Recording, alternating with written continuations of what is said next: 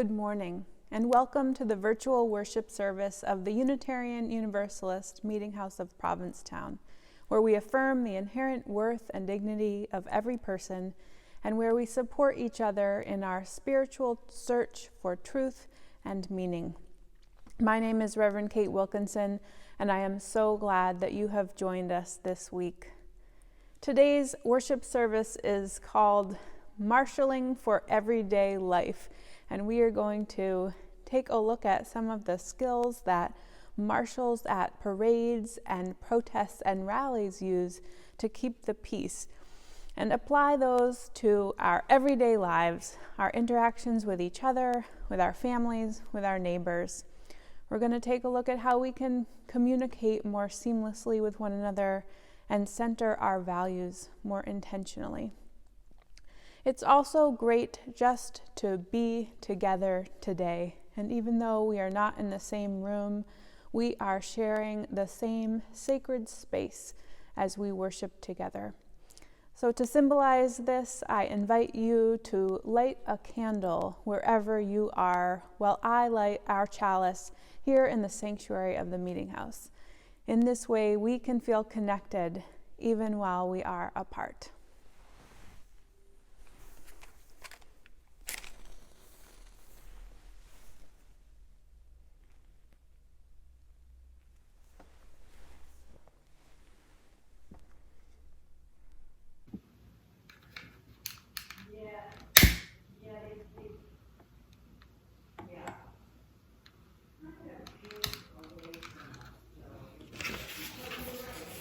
Candle is lit.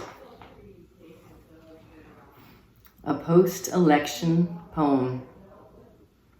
Oh, my dear ones, I know you were hoping for a once and done, for an earthquake, a tidal wave, hoping that if we gave it our all, a single push would be enough, that after this we could sink back into complacency, back into the comfort of our privilege.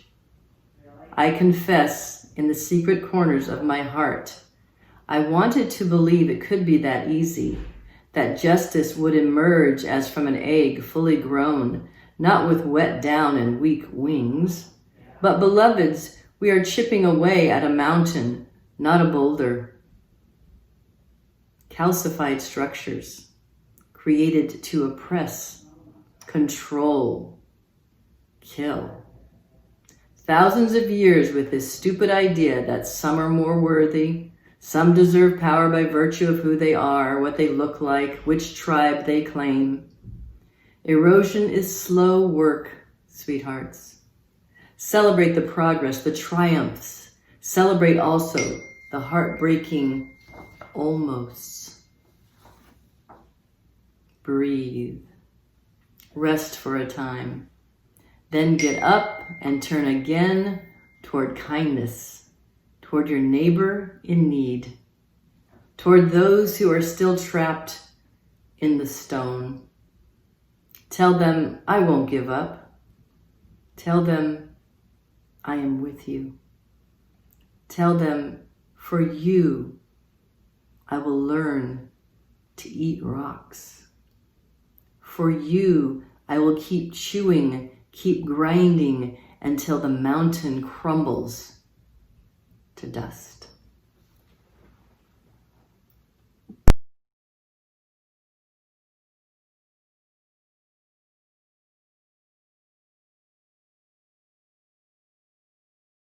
Love is the spirit of this meeting house.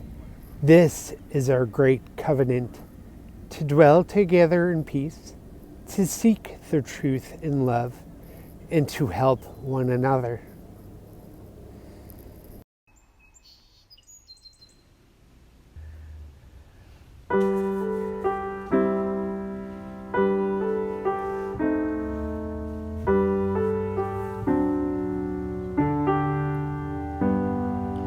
Voice still and small, deep inside all, I hear you call, singing.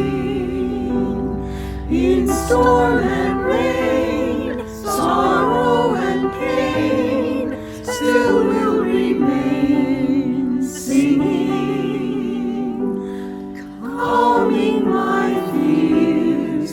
quenching my tears through all the years, singing.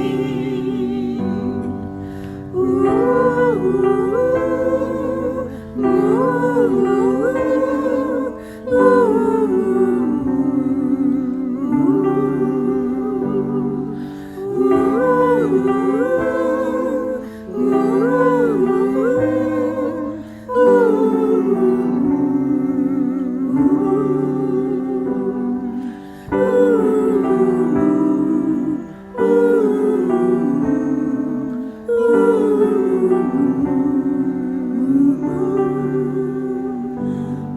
voice still and small, deep inside all, I hear you call, singing. In storm and rain, sorrow and pain, still will remain, singing. Calming my fears, quenching my tears, through all the years, singing.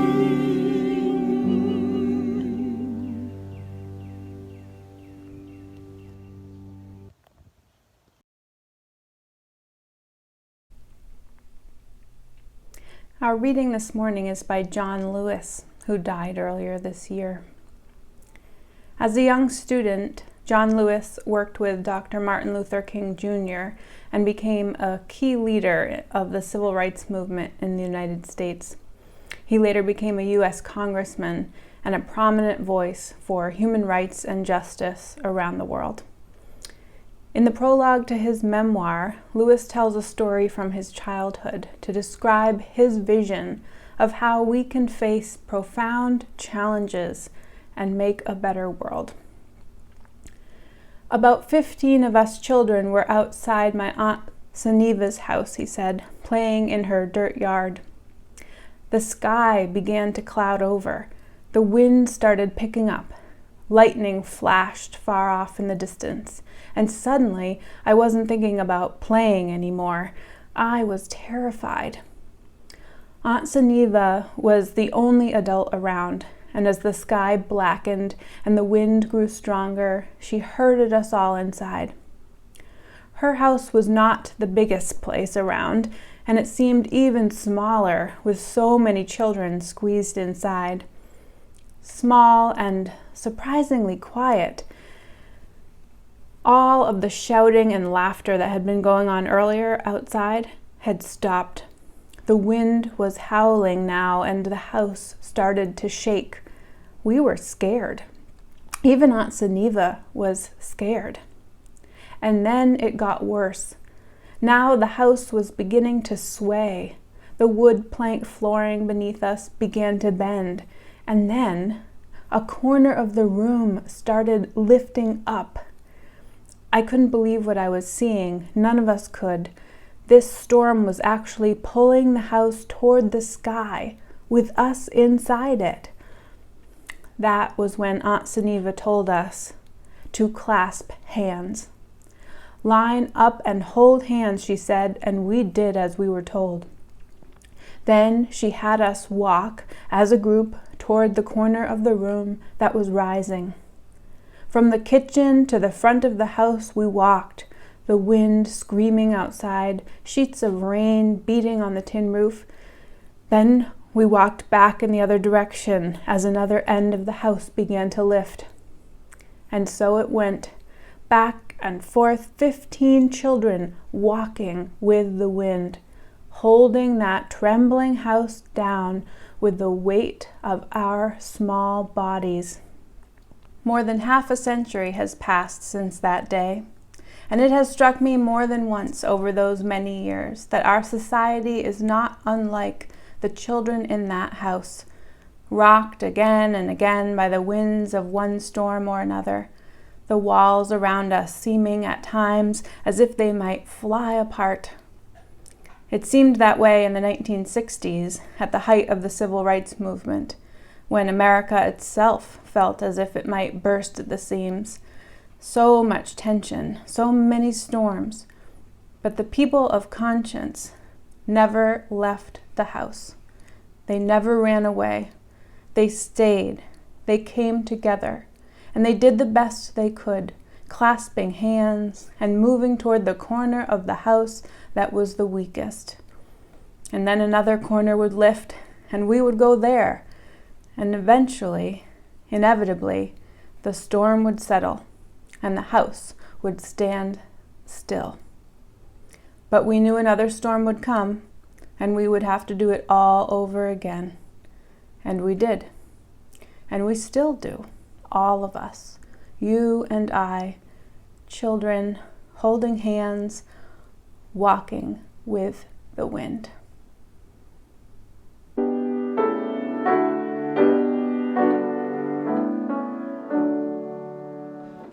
Blessed Spirit of my life, give me strength through stress and strife.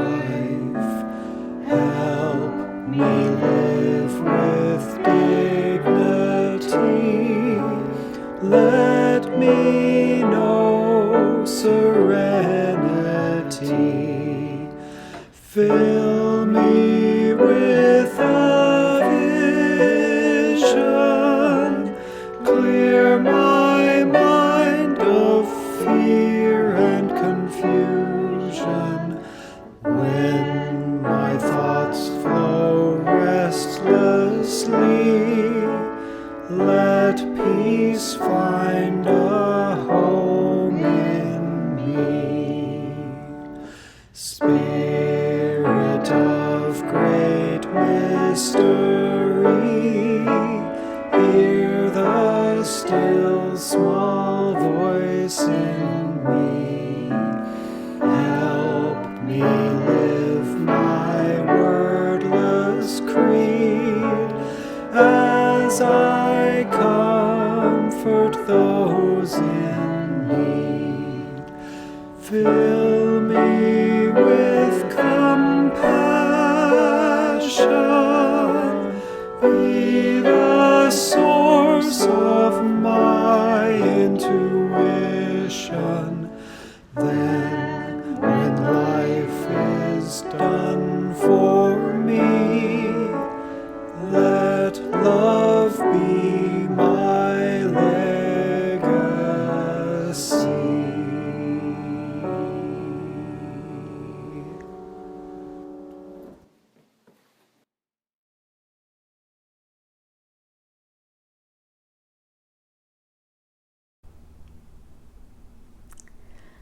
These days, our virtual worship service starts promptly at 11 with a little countdown clock provided by YouTube. But in the old days, when we worshiped together in person, the start time was approximate. On those days when people were steadily trickling into the sanctuary a little past the hour, I would look at our pianist, Brenda, who was playing the prelude, and I would give her a little hand gesture. This meant, please play one more song. Brenda always knew what I meant. We have worked together for almost 9 years now and can communicate pretty easily without words, sometimes just with our eyes. I remember having a substitute pianist once, and I gave my little signal, and they looked at me blankly, eyes full of questions. Apparently, this is not universal. One Sunday during the winter, a few years back, the cold air was pouring into the sanctuary from the hallway through the open back doors. My wife was sitting in the front row, so I signaled to her to go and close the back doors. We had both taken an introductory sign language course, so I tried to use our basic sign language knowledge to indicate what I wanted her to do. It took a while for her to figure out what I meant. After the service, a visitor who had been sitting in the second row came up to me and said, "I'm so sorry, I didn't understand what you wanted me to do." Not all hand gestures are universal. Sometimes, even when we think we are being clear, we're not understood by others. but with a little bit of training and attention spent on how we communicate with one another, a healthy community can learn to communicate quickly and clearly, sometimes without even using words. The other day, I took an online training provided by UU Mass Action, a group dedicated to organizing and mobilizing Unitarian Universalists in Massachusetts to confront oppression.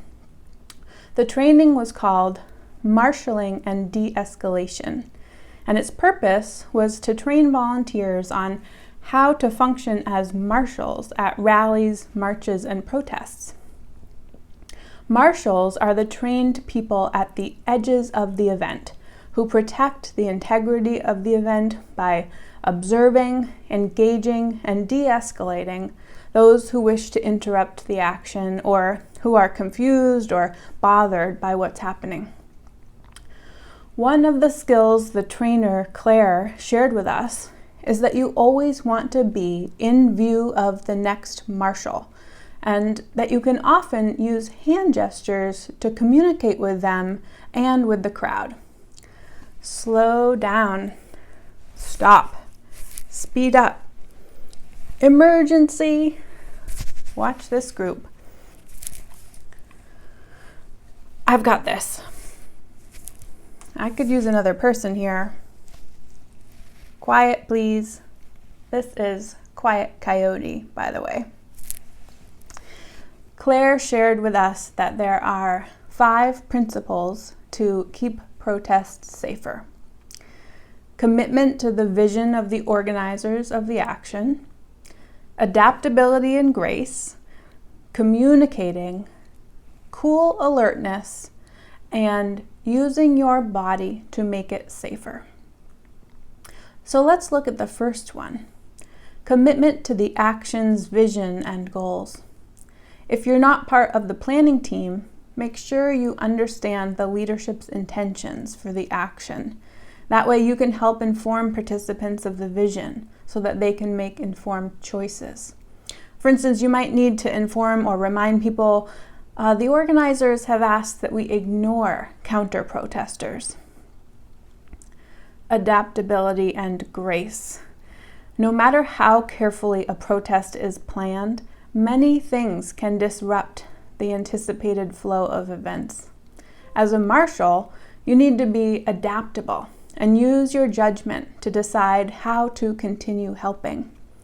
You can't be so stuck to the plan that you can't handle how it organically unfolds. This one's hard for me, but it helps to accept that things are not going to be perfect, to expect it to be imperfect even.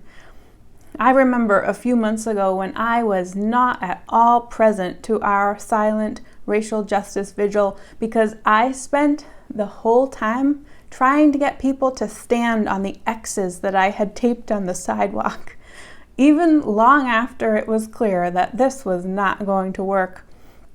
In the end, the only thing that I accomplished by being wedded to that idea was to thoroughly frustrate myself. Communication.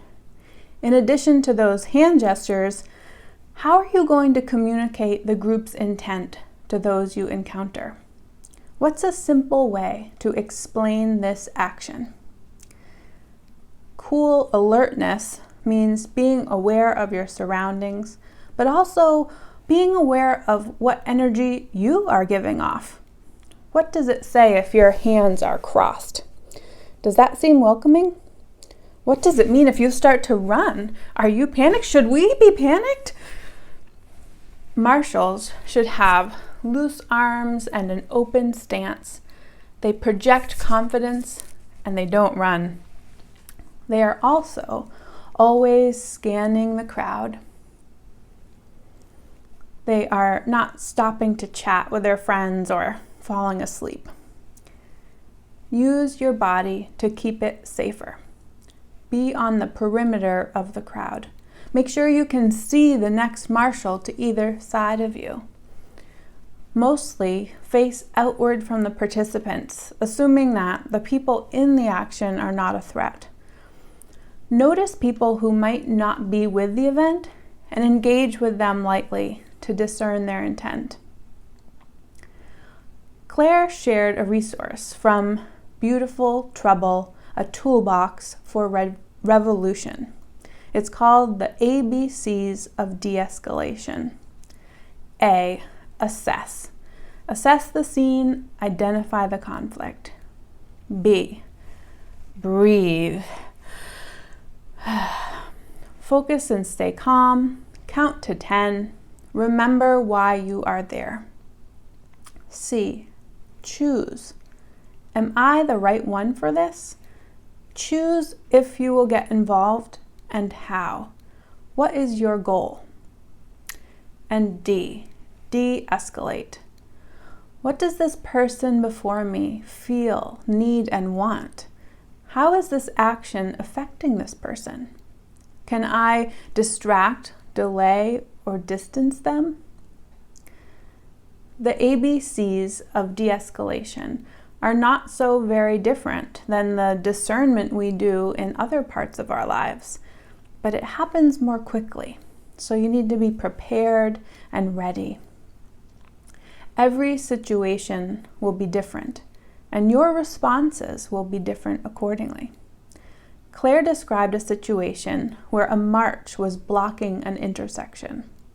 A woman drove up in a small car and wanted to get through. She was annoyed and confused. Claire explained the meaning of the march to her, then listened to the woman's frustration and sympathized. Claire offered to help her find another route, and that worked. At another time, a man drove up to a similar intersection in a big truck. He was angry. He was revving his engine. He had kids in the back seat. Things were escalating quickly. This time, Claire called in a few other marshals, and they quickly worked together to clear the intersection of marchers and to let the man through. This man was not going to be calmed down by a listening ear. There was no point in risking that anyone get hurt. Perhaps you are thinking to yourself, this doesn't apply to me. I'm not going to be marshalling at any parades at this point in my life. But these skills are transferable. Being aware of your surroundings, getting in touch with how you are feeling, taking a deep breath before responding, being clear about your intentions and the intentions of an action or an event, communicating calmly. These are skills that help at a rally, but they are also practices that contribute to our spiritual lives. We work on them through meditation and prayer and being in community. If we center them and practice them, we will become more grounded, more approachable, less reactive, and more peaceful. These skills are helpful at a rally, they are helpful in our spiritual lives, and they are also helpful at Thanksgiving. No, really. Let's use the setting of your family's Thanksgiving dinner as an example. I know that this year we will be having smaller gatherings or postponing celebrations, but think of a normal year when you are gathering in community with a crew of people, some of whom might not be in alignment with you on any number of things. Say your teenagers are complaining mightily and their negativity is dragging down your holiday cheer. Maybe you can communicate the intent of the organizers. In this case, that's you. You know what? I will listen to your complaints tomorrow, but today is a day for us to gather with family and be grateful for the blessings in our lives. Okay, maybe that won't change a thing. These are teenagers we're talking about. But you might feel better. Your intentions for the day will be clear. Or say your intention for your gathering was for the event to be alcohol-free, and someone shows up with a bottle of wine. How do you communicate well with that person to share your vision for the event? How about, thank you so much for wanting to contribute to the meal. We are actually a sober household, so we won't be putting the wine out tonight, but I hope you'll take it home with you and know that your offering was appreciated. Say you are midway through the meal and a relative sitting next to you says something negative about the political candidate that you supported in the election. You get to choose if and how you will get involved. What is your goal? Maybe they are just trying to egg you on and the best response is to ignore it. Maybe they are open to discussion and you can make a thoughtful argument about why you supported the candidate you did and listen to them in turn. Maybe you don't want to escalate things, but you want this relative to know that you are not in agreement. You might say, "You and I do not think similarly on this," and leave it there. Whatever you choose to do, drawing on those deep breaths will help. And what if you had planned to sit down and eat at 3 o'clock, but now it's 4 o'clock and the turkey still isn't cooked, and also your cousin showed up with an unexpected date, and now there are not enough settings at the table? Time to access that adaptability and grace that you've been practicing. A delay or a mismatched plate will not ruin the meal as long as you don't let it ruin your mood. If you get stressed out and upset, your guests will also be uncomfortable. But if you can see the humor in it and maintain good spirits, the crowd will follow your energy. From the Thanksgiving table to our faith communities, from street protests to our everyday lives, we can all call on the practices of the marshals, the peacekeepers. We can place our bodies where they need to be. We can choose our words and actions carefully.